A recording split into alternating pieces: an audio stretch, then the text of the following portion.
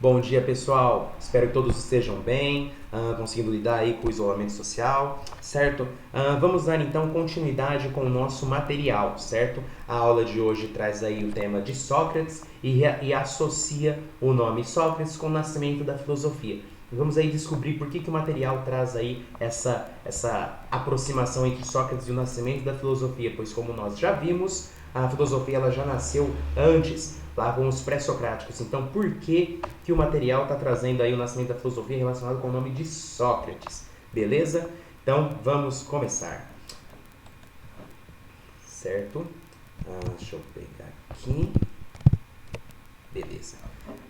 Vou colocar aqui minha caneta, que é um ótimo recurso que eu descobri. Certo? Então, como eu disse, o tema dessa aula é Sócrates e o nascimento da filosofia, e vamos descobrir então por que isso daqui está associado com o nome de Sócrates. Beleza? Bom, o material ele sugere que a gente faça uma recapitulação dos temas que já foram tratados. Então vamos segui-los à risca, então vamos relembrar aí o que já foi desenvolvido no decorrer das nossas aulas de filosofia, certo? Como vocês se lembram bem, a primeira aula ela trazia aí a utilidade da filosofia, o que foi apresentado de forma um pouco negativa. Por quê? Porque o material ele trazia a aproximação da filosofia e a comparava com a utilidade de uma pintura. Qual que era a semelhança entre as duas? Bom, a pintura ela só promove aí a beleza contemplativa, onde você só fica analisando e refletindo sobre ela. Da mesma forma, a filosofia também trabalha com essa reflexão, ou seja, ela teria pouca utilidade prática e teria quase nenhuma utilidade prática imediata, certo? O que a filosofia faz é indagar, refletir e questionar a respeito de tudo, algo que não é visto com muita praticidade para a maioria das pessoas, certo? A aula que veio após essa que tratava da utilidade da filosofia é chamada de mito e cosmogonia, onde nós analisamos alguns dos mitos e descobrimos a utilidade deles. A análise desses mitos revelou que a cosmogonia era a tentativa de criar narrativas fantásticas, narração fantásticas, que mesclava elementos da natureza e da imaginação humana para explicar. Para explicar o quê?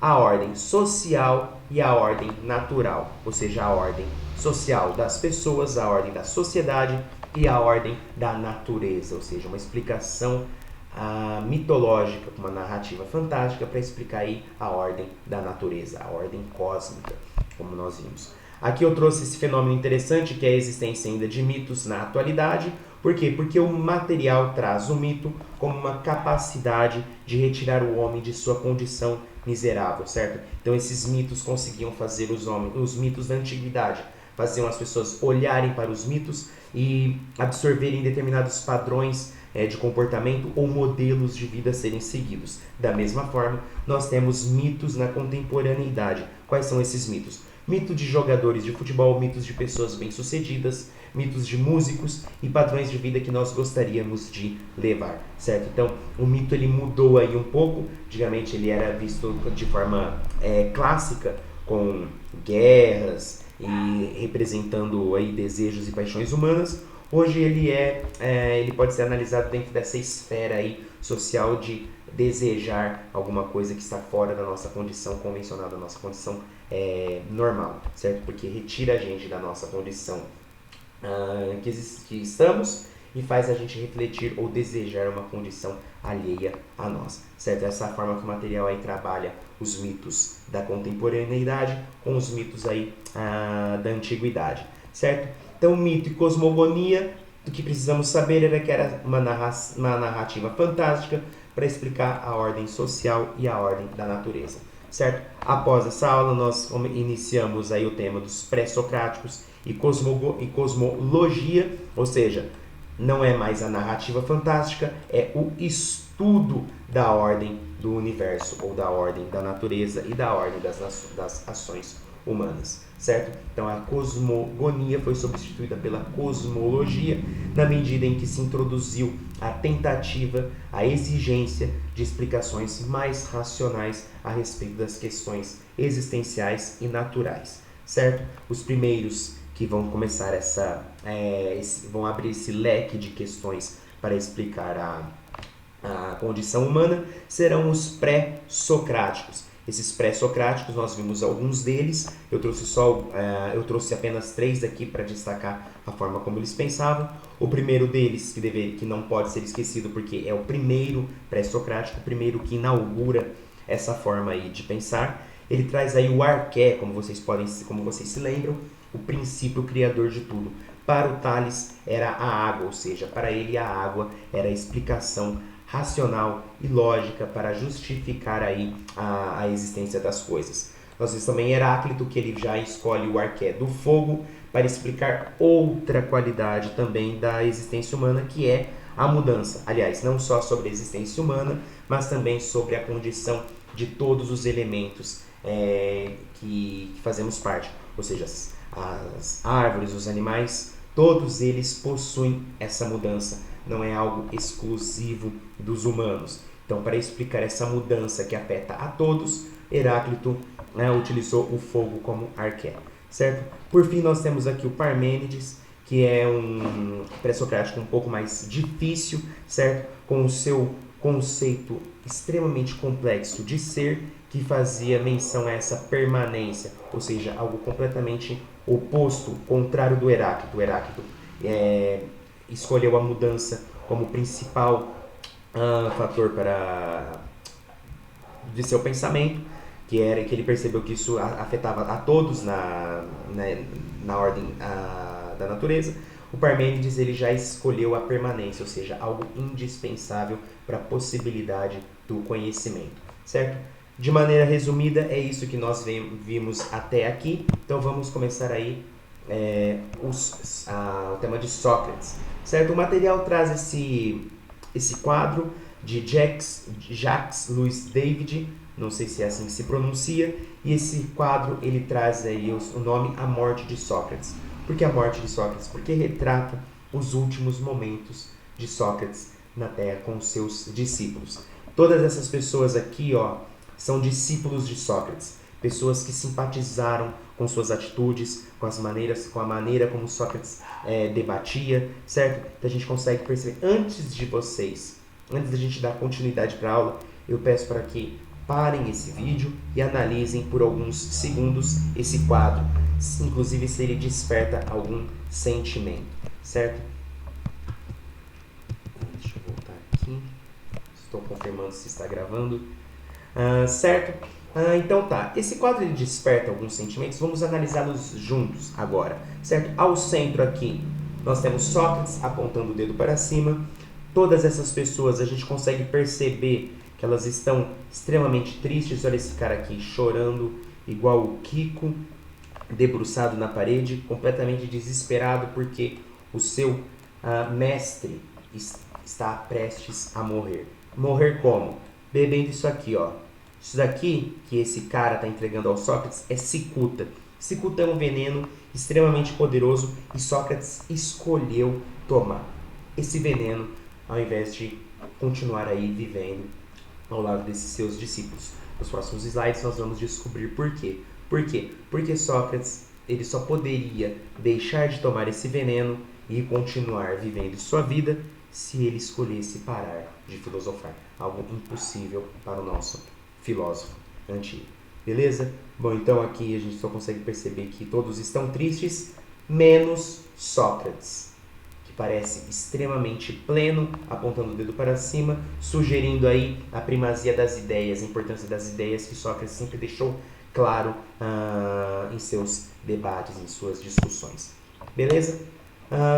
Parte histórica de Sócrates. Bom, Sócrates, século V a.C., ele não deixou nada escrito. Sócrates sabia ler, Sócrates sabia escrever, mas ele não deixou nada registrado. Todas as suas ideias que nós conhecemos, nós devemos a 2 pensadores, Aristófanes e Platão. Aristófanes ele foi um dramaturgo na Grécia Antiga. Ele escreveu essa peça aqui, As Nuvens, na qual ele retrata Sócrates de forma um pouco cômica. Como que ele retrata? Bom, Sócrates ele sempre foi reconhecido por sempre refletir muito, ficar sempre pensando, sempre estar com a cabeça nas nuvens. Então é dessa forma que Aristófanes escolheu para representar Sócrates. Nessa peça, Sócrates está caminhando pela pista, pela rua, pela calçada.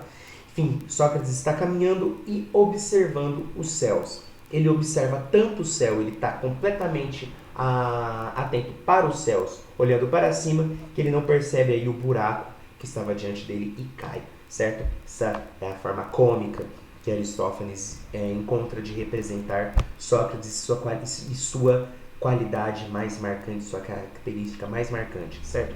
O outro pensador que nós temos, que retrata Sócrates de forma menos cômica e muito mais fiel, é Platão, através dos seus diálogos. Eu não vou me estender muito no Platão, porque Platão será o tema da próxima aula de filosofia. O que nós precisamos saber, por enquanto, é que Platão, ao invés de escrever, como Aristófanes, peças de teatro, Platão optou por diálogos, o que deixa claro a maneira como ele encarava a filosofia, sendo exatamente a conversa, o debate, certo? Mas isso nós iremos ver na aula específica de Platão, certo? Nesses registros de Aristófanes e Platão, temos um Sócrates, aqui esqueci da letra maiúscula, um Sócrates questionador, que buscava conhecimento, examinava questões humanas, amizade, beleza, virtude, bem, o próprio conhecimento, verdade e falsidade.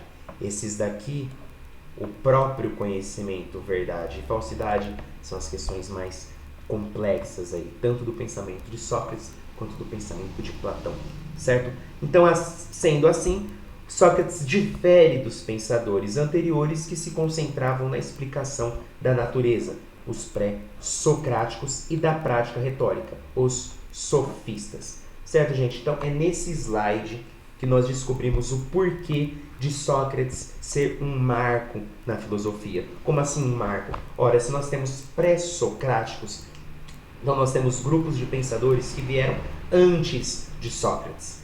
Então, Sócrates ele é tão importante com as suas questões específicas a respeito da filosofia que ele se transforma num marco filosófico, certo? Os pré-socráticos eles se preocupavam apenas com a explicação da ordem da natureza e os sofistas só se preocupavam com a defesa de uma prática retórica sem compromisso com a verdade. Para o Sócrates é completamente diferente. O Sócrates ele também se preocupa com a explicação da natureza, só que ele preza aí uma verdade, algo que para os sofistas não existia. O discurso era apenas uma ferramenta de persuasão, de convencimento, certo? Então, Sócrates ele se difere aí dessas outras categorias de pensadores, porque ele se perguntava a respeito da existência das virtudes em si, ou seja, da amizade, da beleza, do bem, como nós conhecemos e quais são as possibilidades da verdade e da falsidade. Ou seja, questões completamente diferentes. E, fora tudo isso, Sócrates também tinha uma grande preocupação política. Beleza? Bom, Sócrates ele não tinha bens materiais e ele caminhava pela cidade propondo diálogos com os cidadãos. Suas perguntas pareciam triviais, mas, através de sua argumentação, desenvolvia uma rede complexa de implicações epistemológicas, ontológicas e políticas. Bom, antes de eu começar aqui os exemplos, Sócrates ele caminhava pela Grécia Antiga, por Atenas, e ele conversava com os outros, ou seja, imaginei uma praça com pessoas discutindo. Sócrates chegava, prestava atenção na conversa e se intrometia na conversa alheia, ou seja, ele começava a se questionar. Ele questionava as pessoas que estavam conversando a respeito das implicações daquilo que elas estavam conversando, certo? Implicações epistemológicas. Lógicas é estudo, episteme é conhecimento. Então, epistemologia é o estudo do conhecimento. Ontológico, lógico, como eu disse, estudo, onto é o ser. Ou seja, então, ontologia, estudo do ser. Política aqui, nós não precisamos entrar muito, apenas nesses dois que precisavam de uma certa tradução, porque são palavras que vêm do grego antigo. Por que eu trouxe epistemológica e ontológica? Porque as discussões de Sócrates, elas começavam aqui, eu falei triviais, elas pareciam bobas. Só que conforme o diálogo, o debate avançava, elas revelavam uma preocupação muito maior, elas revelavam uma importância muito maior do que parecia inicialmente. Certo? Eu trouxe aqui alguns diálogos. Provavelmente a minha câmera está em cima de algum desses. Deixa eu ver se eu consigo. Eu tenho medo de travar aqui a câmera, certo? Vamos ver aqui. Opa! Deixa eu ver se eu vou conseguir. Acho que eu consegui. E olha só, nem travou. Bom, gente, nesse slide a gente vai trabalhar aqui dessa forma. Deixa eu voltar então. Certo? Eu trouxe aqui alguns exemplos de diálogos. Esse daqui, o Laques. Laques, existe um problema. O problema da definição de coragem. Ou seja, então, Platão escreveu esse diálogo, Laques, no qual temos o problema da definição da coragem. Então, Sócrates está conversando com um soldado e com outras pessoas, e Sócrates pergunta para esse soldado qual que é a definição de coragem, certo? Esse soldado, ele define a coragem como a possibilidade como a coragem de enfrentar inimigos, certo? Só que Sócrates, ele escuta isso, ele pensa, bom, eu não posso aceitar que enfrentar inimigos seja corajoso. Por quê? Aí Sócrates dá um exemplo, era assim que Sócrates trabalhava. Então Sócrates, ele deu um exemplo onde ele vai mostrar que enfrentar os inimigos não é um ato corajoso, é justamente o contrário, não enfrentar os inimigos.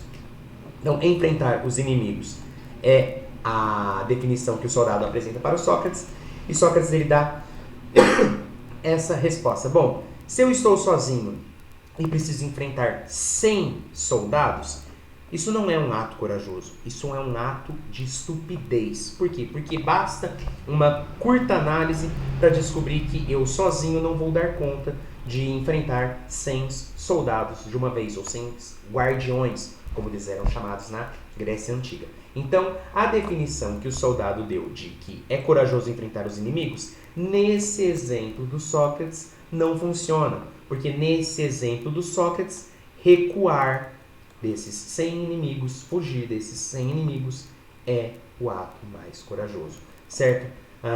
Logo, enfrentar os inimigos é corajoso, não enfrentá-los também é corajoso. Aqui nós temos a aporia. Aporia é um beco sem saída, ou seja, nós temos duas definições, as duas são opostas e as duas funcionam para explicar aquilo que foi perguntado. Logo, por elas serem contradições, por elas serem contrárias, não é possível eu traçar aí a melhor definição. Eu estou em aporia, eu não consigo avançar na minha busca, logo as definições elas não servem, certo? Então, enfrentar e não enfrentar inimigos é corajoso, isso é uma contradição, isso aqui é uma aporia, minha pesquisa precisa ser reiniciada, certo? Eu trouxe aqui o outro diálogo, onde é basicamente a mesma coisa que acontece, com esse diálogo aqui extremamente difícil e extremamente importante, chamado República. Também foi escrito por Platão, certo? República, ou como é traduzido, politeia, porque é um regime para tentar desenvolver a melhor ação nas pessoas, para elas alcançarem a bondade, a justiça e a harmonia. Nesse diálogo, República, nós temos, não é o problema da coragem, é o problema de uma vida justa. Os personagens de todos os diálogos de Platão, eles são medidos com precisão para o tema que delimitam para analisar, certo? Então, nesse diálogo A República, o problema é a vida justa. Essa vida justa, ela cai aí na busca pela definição de justiça. Algumas definições do livro A República, ele é dividido em 10 livros, ou seja, é um único diálogo que teria assim 10 capítulos, só que cada capítulo é como se fosse um livro. Em cada livro é analisado um problema diferente, todos eles estando dentro da esfera da análise da justiça. Então, primeiro eles tentam encontrar a definição da justiça, não encontram a definição de justiça, e para encontrar aí a definição de justiça, eles imaginam uma cidade perfeita. Nessa cidade perfeita, eles pretendem encontrar a justiça. Ou seja, se essa cidade ela for de fato perfeita, nós vamos aí conseguir perceber como a justiça se relaciona com essa cidade perfeita que nós imaginamos, certo? Aqui eu trouxe aí um exemplo da justiça. Uma das definições de justiça é dar a cada um o que é seu, e a vontade do mais forte. São definições diferentes para a justiça e cada uma delas possui problemas, possui contradições. Então, para conseguir encontrar aí a definição de justiça de forma clara e irrefutável, é que eles imaginam aí essa cidade ideal, beleza? É isso. Bom, aqui tem o outro diálogo, que é o teteto, um diálogo extremamente difícil. Por quê? Porque nesse diálogo teteto é tratado o tema do conhecimento. Como é possível que nós conheçamos alguma coisa? Como é possível conhecer alguma coisa? Como é possível conhecer algo de forma verdadeira e como a gente consegue escapar da falsidade ou da mentira? São problemas epistemológicos profundos, é por isso que o teteto é um diálogo extremamente difícil, certo? Mas, voltando aí com que o material que a gente analise sobre esse diálogo, nesse diálogo teteto, também escrito por Platão, o Sócrates ele define o trabalho do filósofo como o semelhante a uma parteira. O que é uma parteira? Deixa eu só conferir se ainda estou sempre gravado, porque sempre trava tudo. O que é uma parteira? Parteira é a moça que auxilia as mulheres a darem à luz, as mulheres grávidas a darem à luz de forma saudável, sem riscos ao bebê, certo? Então o trabalho do filósofo é semelhante a uma parteira. A parteira ajuda a mulher a dar à luz, o filósofo ajuda as pessoas a darem à luz as ideias. Ou seja, o conhecimento está dentro da pessoa, o filósofo ele só ajuda a pessoa a colocá-lo para fora, certo? É dessa forma que, bom, o Sócrates ele vai comparar o trabalho do filósofo com uma parteira porque a mãe dele era parteira, certo? Então, esse método aqui, a maiêutica, é o método de trazer, de dar à luz as novas ideias, certo? Então, um método de obtenção de verdade, onde cada pessoa consegue atingir. Por que cada pessoa consegue atingir? Porque a verdade já está dentro de nós, para o Sócrates. O que nós precisamos é ser orientados de forma a conseguir alcançar essa verdade e colocá-la para fora, certo? Então, a tarefa do filósofo é facilitar esse processo de dar luz às ideias por meio de perguntas. Por isso que Sócrates, a filosofia de Sócrates era feita à base de perguntas. Aqui tem o outro tema que eu coloquei aqui para vocês, que é a aporia. As discussões socráticas, elas nunca chegam a afirmar uma verdade. Elas terminam sem oferecer uma definição para o problema que procuravam. Apesar de não alcançarem a definição correta, o conhecimento negativo promovia a certeza de não confundir o objeto que estudavam. Lucas, o que você quis dizer nesse parágrafo? Porque eu não entendi nada. Certo, vamos por partes. As discussões de Sócrates, elas nunca chegam a afirmar uma verdade. Isso aqui é uma forma da gente separar o que era o pensamento do Sócrates e o que era o pensamento do Platão. Por quê? Porque o Sócrates ele nunca escreveu nada e Sócrates ele era o personagem principal dos diálogos platônicos. O que acontece é que em mais da metade desses diálogos, Sócrates nunca afirma uma verdade. E nas outras partes desse diálogo, os diálogos restantes, Sócrates ele permanece calado e é sempre outra pessoa que acaba desenvolvendo aí uma filosofia um pouco diferente da que estamos acostumados com Sócrates. Ou seja, Platão era tão apaixonado por Sócrates que ele foi fiel às suas ideias. Os diálogos em que ele apresenta a ideia do Sócrates, Sócrates aparece de maneira ativa defendendo um pensamento ou promovendo uma discussão. Nos diálogos em que isso não acontece, Sócrates permanece calado, o que dá a entender que seria a própria ideia de Platão sendo desenvolvida aí nesses diálogos específicos, certo? Então Sócrates ele nunca afirmava uma verdade. Por exemplo, eu trouxe o exemplo aí do Laques, o exemplo da coragem. Sócrates ele não chega a afirmar o que é a coragem. Ele simplesmente promove uma discussão e com essa discussão ele descobre que a coragem não é nem enfrentar inimigos e nem recuar desses inimigos. Ou seja, eu sei que a coragem não é isso. Esse é o conhecimento negativo. Logo, eu não vou confundir a coragem com isso de novo.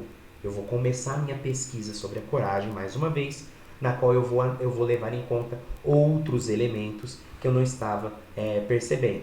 Tanto que eu fui levado para as opções erradas. Eu acabei em aporia. Então eu tenho que começar a minha pesquisa mais uma vez para conseguir aí definir a coragem. Certo? No exemplo da coragem, é isso que acontece. É dessa forma que a gente pode resumir esse parágrafo que talvez tenha ficado um pouco difícil devido ao vocabulário que eu utilizei, certo? Então esse conhecimento negativo, ou como nós descobrimos aí como traz na filosofia de Sócrates, só sei que nada sei. Essa é a frase que melhor representa o pensamento de Sócrates, certo? Esse processo ele deve estar desapegado de preconceitos para poder analisar a abrangência de suas implicações. Certo? Esse processo aqui, a busca pela verdade, ela tem que estar desapegada desses preconceitos. Percebam como eu escrevi preconceitos. Eu não coloquei preconceitos. Eu coloquei espaço conceitos. Ou seja, porque são conceitos prévios que nós já levamos para determinada discussão. Isso geralmente acontece na atualidade. Hoje em dia nós não temos mais a paciência que Sócrates tinha para conseguir promover uma discussão, e o que acontece é que nós já chegamos com os nossos conceitos e nós tentamos convencer os outros dos conceitos que nós trazemos. E geralmente com esses conceitos eles revelam seus problemas, ou seja, como Sócrates fazia, revelava os problemas do pensamento dos outros. Geralmente nós não lidamos bem com esse tipo de atitude, quando nós percebemos que estamos errados. Então, para descobrir, para alcançar a verdade, nós temos que desapegar aí dos pré-conceitos que nós trazemos. Apenas assim nós vamos conseguir alcançar a verdade e não contaminar a nossa pesquisa com as nossas opiniões, muitas vezes equivocadas. Certo? Aqui estão alguns elementos aí de Sócrates. Sócrates, ele era extremamente irônico. Talvez seja por isso que as pessoas não gostavam muito dele. A ironia socrática funcionava da seguinte forma. E novamente eu pego o exemplo do diálogo Laques. Sócrates ele chegava e falava: ora, o que é a coragem? Por favor, me explique, Laques. Eu não sei o que é a coragem. Eu sou burro. Eu preciso que você me contemple com o seu maravilhoso conhecimento a respeito dessa virtude. Afinal, você é um soldado, e um soldado ele precisa saber o que é corajoso para ditar suas atitudes. Certo? Então, Laques, me explique o que é a coragem. Então, essa ironia socrática deixava todo mundo muito louco. Por quê? Porque Sócrates era irônico e assumia sua própria ignorância, que é o segundo passo aqui.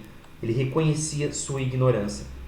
Sua ironia, que era um deboche do conhecimento do outro, que muitas vezes estava errado, somado com o reconhecimento da sua ignorância, isso deixava Sócrates isento de afirmar qualquer coisa. Sócrates ele não precisava afirmar que sabia algo, porque ele estava simplesmente querendo aprender junto com o outro que dizia que sabia. Certo? Sócrates aqui, novamente, nesse diálogo teteto, que deveria estar em maiúsculo, junto com o nome de Sócrates, tem essa frase: Atenas é uma égua preguiçosa e Sócrates um mosquito que a mordia para provocar alguma reação. Ou seja, Sócrates ele abalou os alicerces de Atenas. Por quê? Porque ele debatia com literalmente todo mundo. Então ele promovia esses debates e com certeza ele incomodava muita gente quando chegava nessas discussões, certo?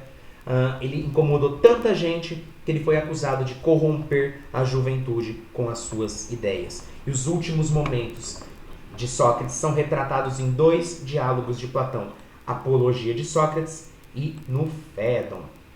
Nesse Apologia de Sócrates, Sócrates ele foi acusado de corromper a juventude com as suas ideias e acusado de não acreditar nos mesmos deuses da Grécia Antiga, de Atenas.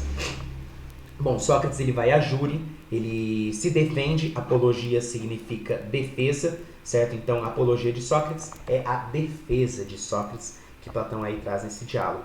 E Sócrates ele consegue argumentar de forma cirúrgica, de forma muito fina, e convence os jurados de que ele não era culpado pelos crimes que estava sendo acusado.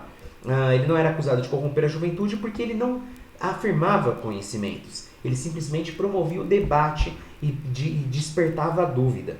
E a outra acusação de não acreditar nos mesmos deuses é a mais interessante, porque Sócrates ele não concordava com os deuses da antiguidade, porque para Sócrates Deus é bom. Se Deus é bom, ele não pode ser encarado na mesma perspectiva dos deuses gregos. Por quê? Porque os deuses gregos eles são vingativos, eles gostam da guerra, eles gostam de sexo, eles são mentirosos e eles enganam, ou seja, são deuses perversos. Essa perversidade não pode fazer parte da definição de Deus para Sócrates. Logo, ele não acreditava em deuses desse tipo, mas continuava acreditando em certos tipos de deuses, certo?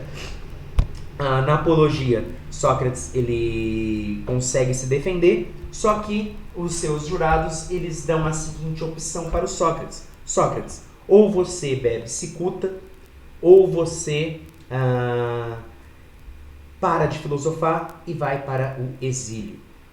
Bom, Sócrates ele escuta essas opções que são oferecidas e para Sócrates não filosofar seria pior do que a própria morte. E como Sócrates possuía uma posição não tão negativa a respeito da morte, porque para Sócrates, depois que ele morresse, sua alma sairia do seu corpo e ele iria ao mundo das ideias, onde ele iria conseguir entender todas as ideias que ele pesquisava aqui no mundo sensível.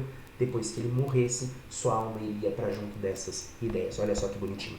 Essa filosofia de que depois que morre, vai para perto das ideias, está presente aqui no diálogo Fédon, ou seja, apologia de Sócrates. Sócrates se defende, Sócrates pode ser perdoado, Sócrates ele pode sobreviver, ele pode não tomar a cicuta, mas ele escolhe tomar a cicuta. Depois da apologia, o diálogo é o Fédon, e nesse diálogo Fédon lembra aquele quadro aí da primeira aula, onde ele está tomando a cicuta junto com seus discípulos. E é muito curioso porque nesse diálogo Fédon, a pesquisa, o tema do diálogo Fédon é a imortalidade da alma. Olha só que interessante. Olha como que Platão descreveu esse diálogo. No último diálogo de Sócrates com seus discípulos, no qual ele vai morrer, o tema da pesquisa é sobre a imortalidade da alma. Ou seja, Sócrates está pronto para morrer, ele vai finalmente conseguir desprender sua alma do seu corpo para chegar nas ideias que ele sempre contemplou, que ele sempre tentou buscar, mas que ele nunca conseguiu encontrar suas definições. E no diálogo Fédon é exatamente essas questões que Platão traz aí. E Sócrates expõe sua filosofia aos seus discípulos. É um diálogo muito emocionante, ele é muito bonito porque, bom, enfim, eu sou suspeito para falar, porque, né, bom, isso é o que nós podemos falar de forma resumida aí desses diálogos, tanto da apologia de Sócrates quanto do Fédon. São ideias que nós vamos trazer aí de novo com a aula sobre Platão, certo? Que nós precisamos voltar aqui no Sócrates. O Sócrates ele possui uma lenda aqui do oráculo de Delfos. O oráculo de Delfos é como se fosse um vidente aí do oráculo de Delfos, do templo de Apolo. Apolo é o deus do sol, associado com o deus da verdade, ou seja, a verdade ela é clara como um sol, certo? Sócrates ele vai se consultar no templo de Apolo com o oráculo de Delfos.